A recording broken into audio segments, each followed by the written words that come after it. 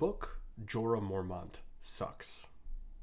He sucks so bad that every time he pops up in the story, I find myself genuinely repulsed by nearly every action that he takes and every word that he speaks. And here's why. Now, the first thing we have to cover in order to understand why Book Jorah couldn't be any more different from Show Jorah is their character designs are very different, and because of the acting on display by Ian Glenn and his charming good looks, and the differences in age between Book Daenerys and Show Daenerys, the portrayal and the way these characters come off is very, very different. Book Jorah is tall, covered in hair all over his body, except for his bald head. He is described as being quite ugly and wholly unattractive, while Ian Glenn is an absolute stud. And this, combined with the age gap, makes the wannabe relationship that Jorah has in the books with Dany automatically feel worse than the wannabe relationship he has with her in the show. Ian Glenn was in his mid-40s during Game of Thrones Season 1. And while Daenerys is 17 in canon for the TV show, in the real world, Emilia Clarke was 24 during the filming of Season 1. So even though I personally still find the age gap quite gross, it's far more acceptable for a 40-year-old man to be interested in a 24-year-old woman than it is for a mid-40s man to be interested in a 14-year-old girl. So just on face value, the dynamic between Dany and Jorah Mormont is very different in the show, because in the show we have this knight in shining armor that has a somewhat creepy, somewhat sweet admiration turned love with a grown woman. While in the books, it is a full-on pedophilic relationship between a grisly middle-aged man and a young child. To make matters worse, the way in which Show Jorah and Book Jorah treat Daenerys is very different. Jorah in the show has a level of respect and a level of shame for Daenerys, while Book Jorah is far more aggressive with his infatuation of Daenerys. For example, in the show, Daenerys and Jorah never actually kiss. But unfortunately, in Dany 4: A Storm of Swords, this happens. You are a queen. You must marry. You may marry me. You are too old and too sullen, she said. You do not stir my blood. Jorah reached for her. Daenerys, touch me, she said, and you will lose your hand. Sir Jorah recoiled. Forgive me. I know, she said. I will not. You have not earned this. You have not earned me. You are my queen, my life, my heart, my soul. He took her hand and pressed it to his cheek, then to his lips. I have loved you since the moment I first saw you. Forgive me. I must have you. He pulled her into his arms and kissed her. She could taste the desperation on his lips. She could feel the tremble in his hands. For half a heartbeat, she froze. Then she wrenched free and shoved him away hard. No, she said. Have you lost your mind? You are alone in the world now, my queen, just as I am. Let me help you. I have only ever wanted me. Her voice was icy. You think I had not seen that? You would make me your whore. Your queen, he said, not your whore. Never that. I am a knight. A knight, she said. Yes, a knight who knew my secrets, who told my enemies of my plans and my movements, who sold me for a pardon. Sir Jorah's face had turned ashen. I did it for home. I did it for you. You did it for gold, she said. You did it for a pardon. And yet you dare touch me now. I love you, Jorah said. And I do not love you. And aside from this scene just being incredibly gross, Jorah doesn't actually love Daenerys Targaryen. earlier book, Jorah speaks about his wife, who left him because she didn't like Bear Island.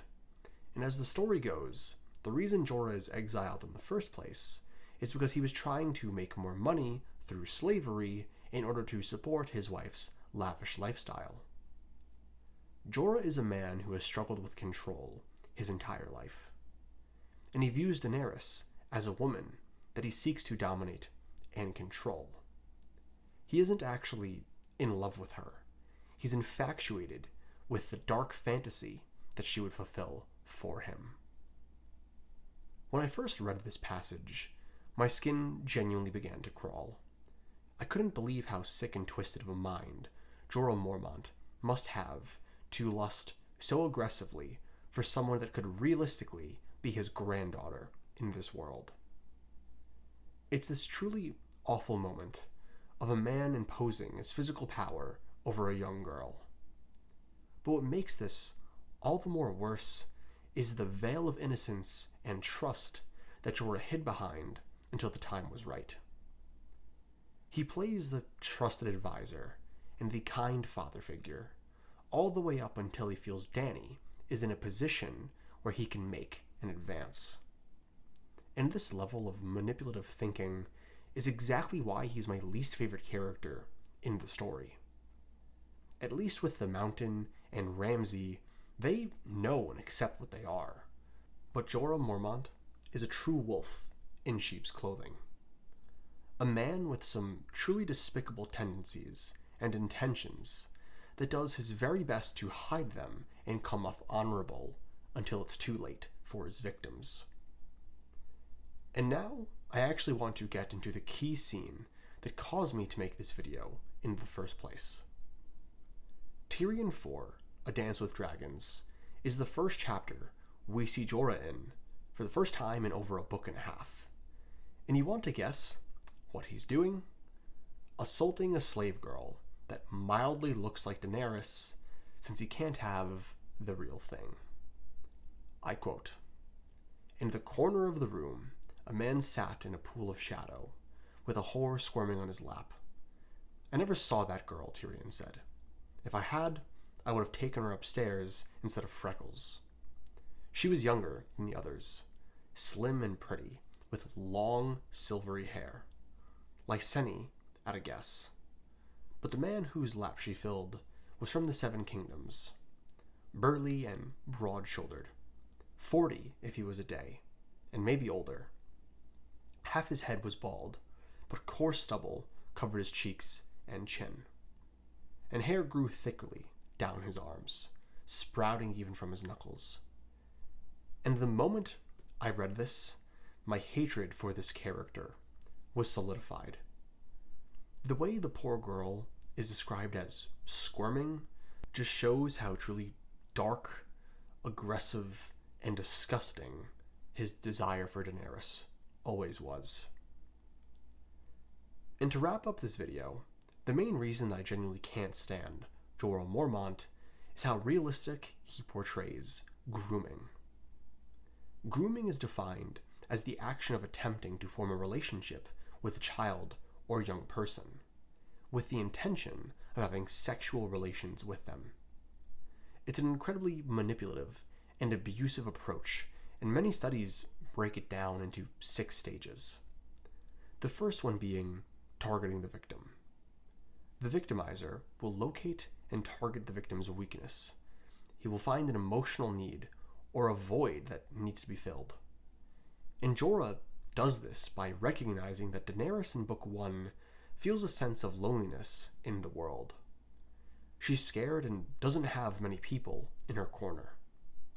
Recognizing this, he decides to join her and slowly become a trusted advisor, which is directly linked to Step 2. Step 2 is the bond. The offenders gain trust by watching and gathering information about the child, getting to know their needs and how to fill them. And this is what Jorah does throughout books 1 and 2, tending to all of Dany's needs and always trying to be there before she even says what she desires. To Daenerys, this seems like Jorah just being a kind person, But for Jorah, this is all part of his plan to eventually sleep with her. Step 3 is filling a need. Using the information gained, offenders begin to offer the child what they are missing, giving extra special attention and support to what they need. And Jorah does this by offering to be her sworn knight and always staying at her side when no one else will. Step 4 is separation, trying to isolate the child. And Jorah does this by telling Dany when she meets Barristan that he is the only one for her, that he is by her side, that he is her one and only true friend. This is where the grooming becomes far more aggressive, and the toxicity starts to become plain as day. And now step 5 is where the real physical abuse begins, where the victimizer will normalize touch and will try and sexualize the relationship. And luckily, Daenerys stops this before it truly gets to the full extent, but Jorah does try. He does make advances, and it is disgusting. So to make a long story short, the reason that I hate Jorah Mormont more than anyone else in A Song of Ice and Fire is how realistic of a depiction he is, a very real and horrible aspect of mankind. But to put it more simply, I can't stand Jorah Mormont because he's a creep. Thank you all for watching, and I'm debating turning this into a series where I discuss a bunch of different characters in Song of Ice and Fire that I cannot stomach at all. So please let me know in the comment section down below if that's something that you would be interested in, and if so, let me know what characters you'd like me to cover. Again, thank you for watching, and I hope you have an amazing day. Peace.